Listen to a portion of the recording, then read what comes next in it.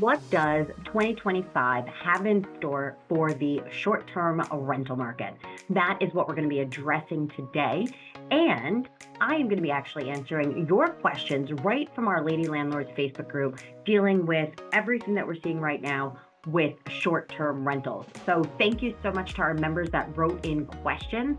We're actually going to be doing a training now in the month of February 2025 all about not only short-term rentals, but also how to be able to purchase properties and rentals abroad. So if you've ever thought about being able to live in another country and travel and stay there for free and then renting out that property while you're not there, just like I do with the Dominican Republic throughout the winters, this is going to be the right type of training for you. So I'm going to make sure to put the registration link down in the show notes for you so you can make sure to register for that. And we are just about ready to announce the date on that as well. So I hope you guys join me there live so we can answer these questions right there for you. But first question that I want to be able to answer today is from Gloria in our Lady Landlords Facebook group. She sent in a question saying she's really considering in her state of Connecticut turning her long-term rental into a short-term rental. She has 3 bedrooms, 2 baths. It's part of a duplex. And she's saying that she's working on her numbers to see if it's worth her while, but really wants to know if there's any recommendations from our group about what to do with that. So Gloria, I love the fact that you're already saying, let me check those numbers. Let me put the work in there.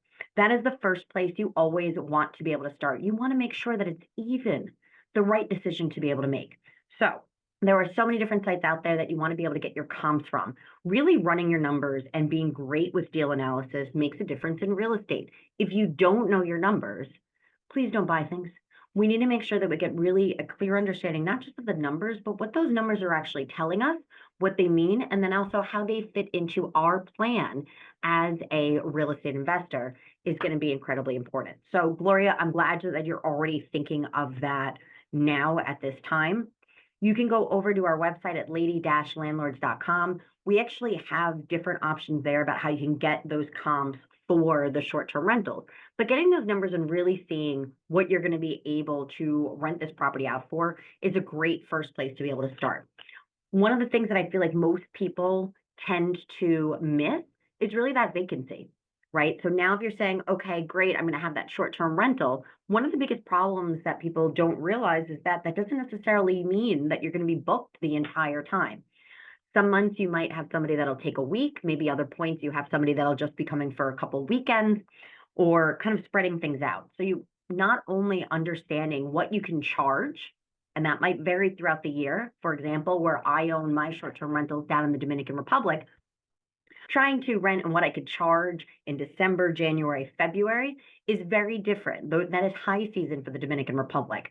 July, August are not exactly the most popular times to go to one of the most humid places in the world.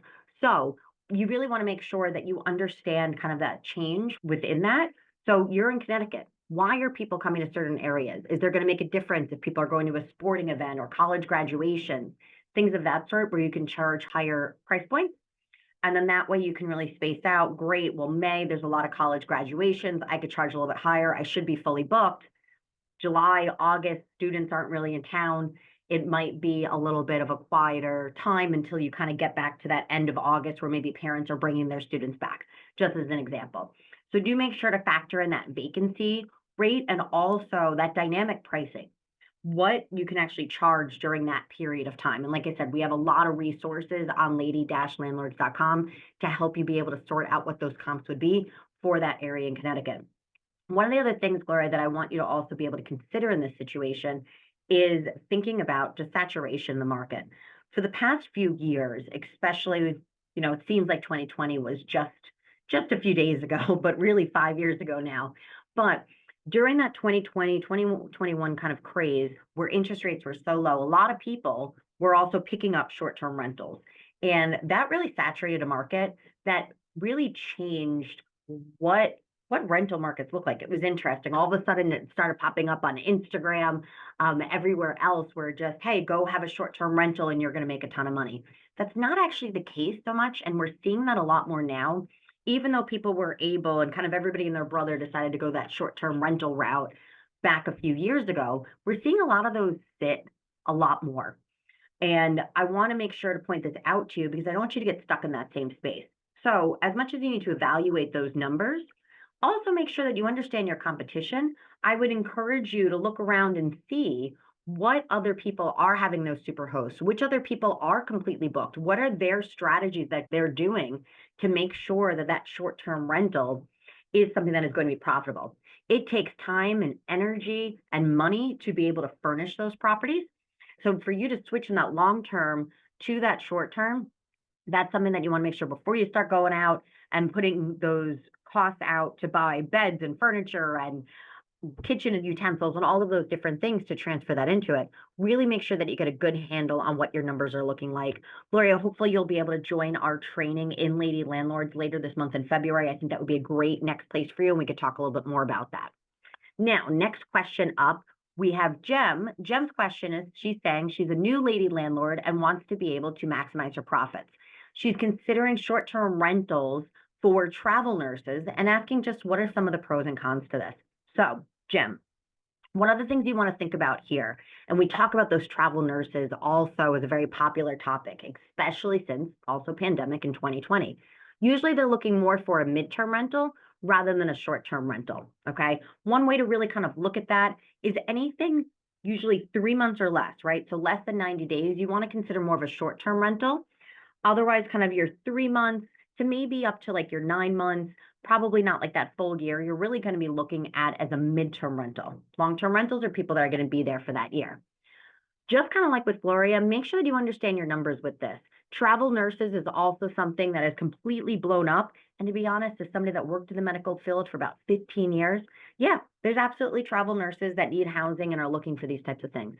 But there's not billions of them. There are not. So we want to make sure that you're also understanding what strategies can be right. I don't have a location with your question, Jem, about where you're located, but I would really encourage you to do some of that market research on who are the people that would be renting. And once again, your question did say short-term rentals, so I'm going to assume that you meant less than 90 days, but you really want to make sure that you understand who's coming to that area.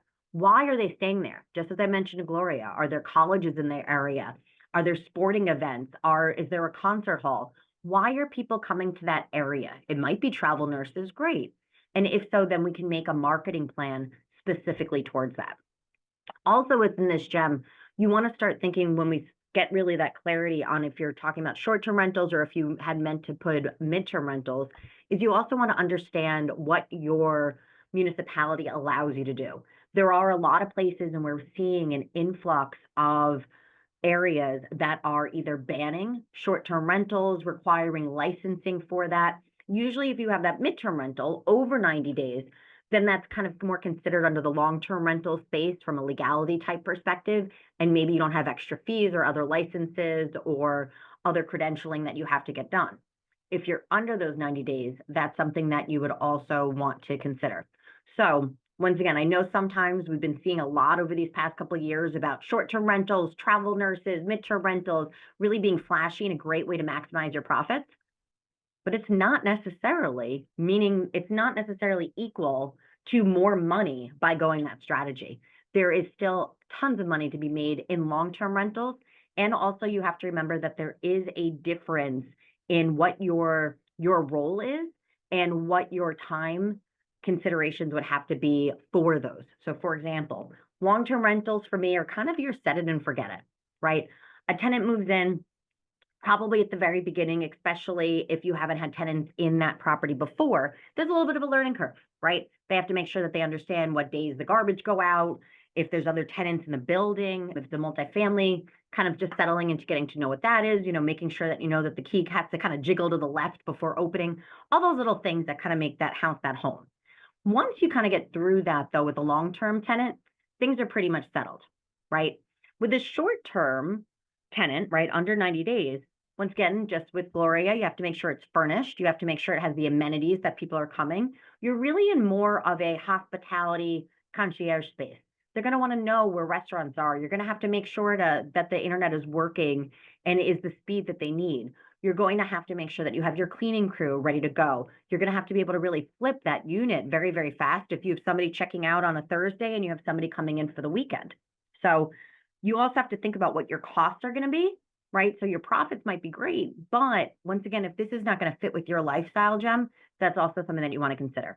Midterm rentals are going to be in the middle of that, but once again, if you are really relying on those tenants to be in that space, do you remember that you might have somebody that's going to leave in a certain month and you need to already start having that next booking coming in? Otherwise, you're going to be in a spot where you have maybe a few months of kind of nobody there. So you really want to make sure then that your profits are covering that vacancy space. So very important to get your market research right in that situation as well.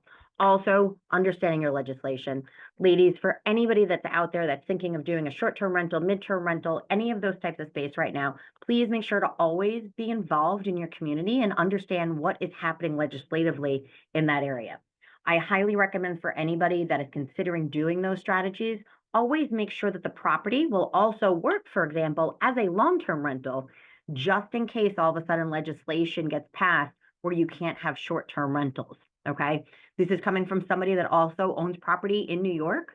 Within that, New York City has banned short-term rentals and has put on very tight restrictions over the past couple of years just with Airbnbs. You're seeing this even more in upstate New York. You're seeing this down in the South, even in states that have always been kind of considered a little bit more landlord friendly. And I do feel we're going to continue to see that trend now throughout 2025, just with the influx of Airbnbs that we've seen over the past 5 years, and also the need for affordable housing, especially with just the raise in inflation over these past couple of years. So you always want to make sure that your property works for a multiple amount of different strategies, right? So if you're going and saying, hey, I want to buy this property as a short-term rental, always make sure that it also works as a long-term rental. I like that diversification. I have short-term rentals, mid-term rentals, long-term rentals, but I make sure that my numbers work for all of them up front, just in case there's a change. And I don't want my business and my money and my livelihood to be controlled by anybody else. And that's especially my city council that may or may not make those changes at any time that they see fitting. Okay, Jem, I hope that helps answer your question here. Next up, we have Maritza. Maritza is asking how many of us with short-term rentals are not using rental platforms like Airbnb or VRBO. Great question. It's very interesting when kind of words or names of things actually end up becoming kind of like its own verb, right? So right now, like Airbnb has really become like, oh, I'm just going to Airbnb that, right? So it's interesting how that's kind of become its own verb when really it's a business name. VRBO is another option. There's a ton of other sites out there, Furnish Finder, where you can find and place your property to be able to attract those right types of tenants. But it's not always something that you need to do. And also, a lot of people like to move off of those rental platforms. So then that way they have a little bit more control, and also they can actually make a little bit more money because they don't have those fees that Airbnb or VRBO charges. So to me, this is kind of an idea of what's just going to work best for you specifically, right? A rental platform like Airbnb and VRBO, the reason why they're so successful and so many people use them is because they really do kind of that heavy lifting for you. They do the marketing. They are able to be really that go-between between you and that client if there's any type of dispute. They have that layer of security. They have that layer of insurance. They have their own customer service team. They do their own processing there. They do their own taxes there. They are able to put all of those little steps in place, right? So to me, it's like kind of having a co-host or a property manager but light, right? Meaning that, yeah, you pay a fee for it, but they're really still then doing all of those different things. If you decide to have your own website, or let's say you start an Instagram page about it, or you start a Facebook page, or just build out your own website, those are all things you can absolutely do. But I want to encourage you to make sure that you understand those skills well enough to be able to still attract clients. That to me, I think is like the biggest thing is if I had a website that was just like drbeachproperty.com, what am I going to do to drive traffic there, right? Because if somebody else, now that's my website. So that just kind of sits there, right? drbeachproperty.com is just kind of hanging out there. I'm able to integrate a calendar, right? That's a skill set we're going to need. You're going to have a payment link. And we're going to talk about that in our next question a little bit more. But all of those sites need to be there. You want to make sure then that you don't have two people booking in the same calendars. You also want to make sure if you do have it on a rental platform like Airbnb or VRBO, that also that gets blocked out.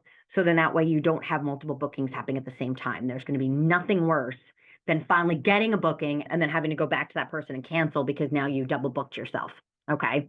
With that site though, how are you then going to drive traffic to that site?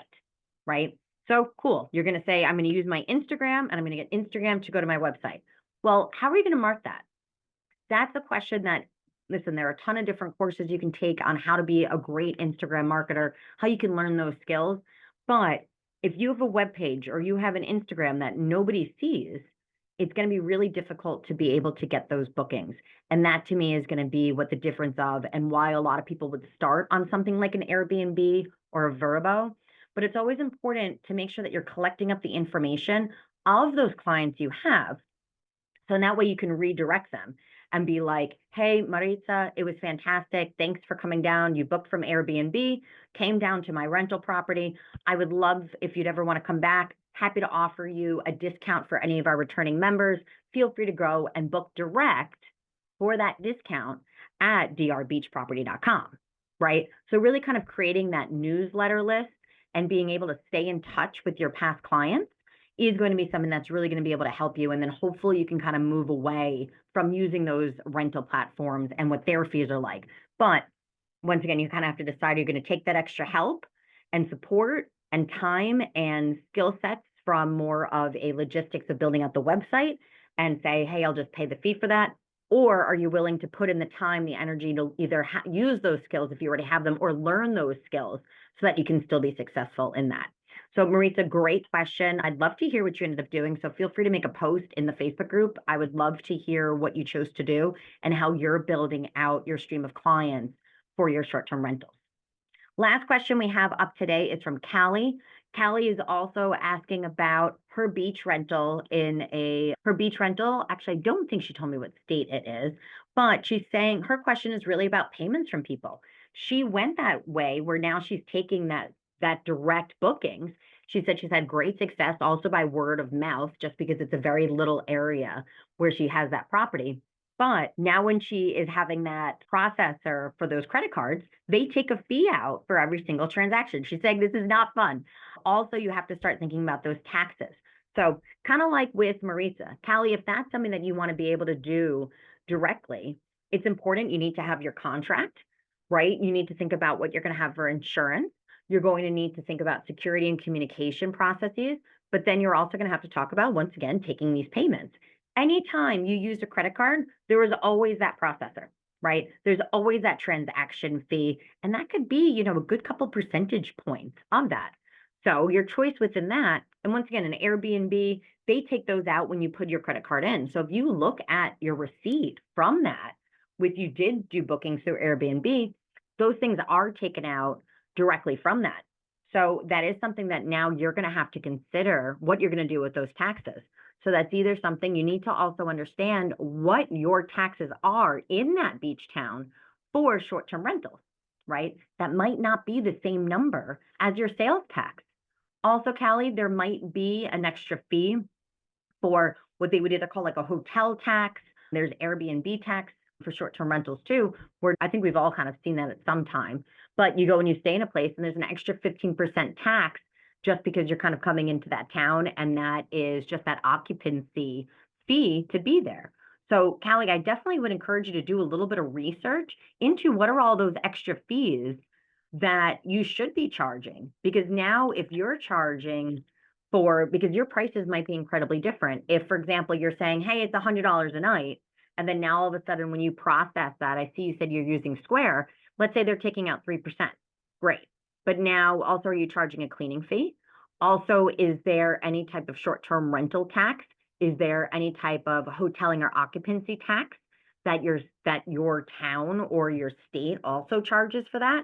Because then at the end of the year, when you go and you file your taxes and now you're paying tax on the income you made from these rentals, also you already spent a ton of money on a lot of those different fees.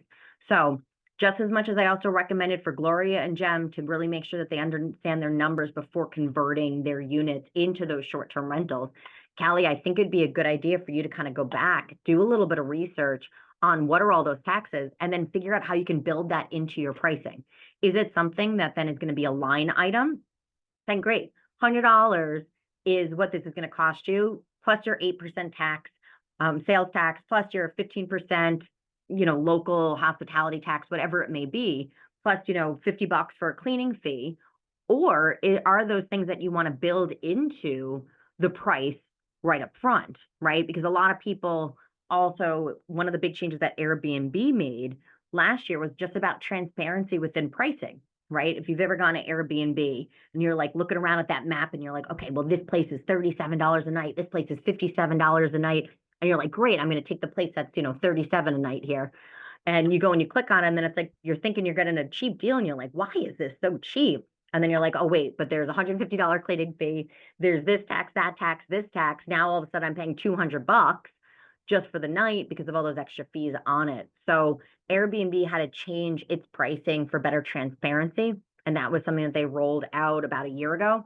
So that might be something, Callie, that you want to think about how you're going to be able to do that, especially if you are still doing that word of mouth processing. Unfortunately, with collecting credit cards, there is no way to get around those transactional fees with credit cards. That's something standard along the way. Different processors do have different fees. So you can always look into, is there a better system for collecting it? For example, do you want to use PayPal instead of Square? You can go and you could do an evaluation on where you're going to not have those transactions out of it. But it's going to be incredibly important to understand what those line items are and figure out what is the best way, especially for your market, to present what those costs are to continue to have a ton of bookings. And I'm glad that that's been working well for you. So Callie, thank you for also writing in your question. That was a great question. I'm glad that you brought that up. Otherwise, ladies, once again, if you would like to join us to learn more about short-term rentals, about buying abroad, how to live for free while traveling, any of those things, once again, make sure to click the link down in our show notes. We will be having a training about that in February. It's going to be great. We're going to have a couple hundred ladies joining us all to go through about how to buy properties abroad. So hope to see you there. Otherwise, if you have any follow-up questions or any other questions about these short-term rentals, feel free to put that down in the show notes, and I will make sure to come back and answer those questions about your short-term rentals too. Lastly, thank you for joining me here today. As always, we release new episodes every single Tuesday, so please do make sure to hit that subscribe button. And if you enjoyed today's episode, please make sure to leave us a 5-star review. Reviews actually help other women be able to find our community and get the support that they are looking for. So if you know somebody that this could help, either feel free to share this podcast with them, or just go ahead and leave a review, and that will help make sure that other women can also get the support that they're looking for. Thanks so much, and see you all back in the Lady Landlords Facebook group. Thank you for listening to the Lady Landlords Podcast. If you're feeling stuck in your real estate investing journey, visit lady-landlords.com to book a 15-minute orientation call with me and see if you're ready to join our mentorship program. Or you can subscribe to our newsletter and join our Facebook group for exclusive real estate investing tips and offers. Invest with confidence. Become a Lady Landlord today.